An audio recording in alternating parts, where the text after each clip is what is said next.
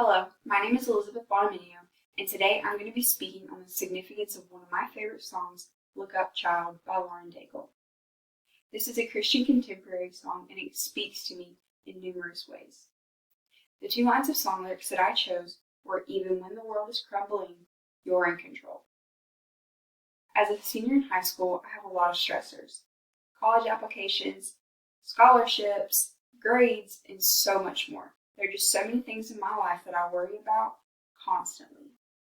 When I hear this song, I feel immediate relief of all of these stressors because I know that I have a God who is in control of my future.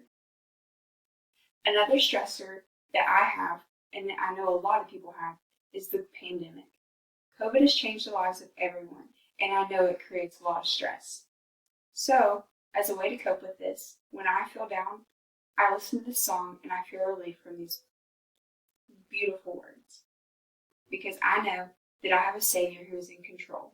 He holds my future and He knows what's going to happen regardless of whether I do or not.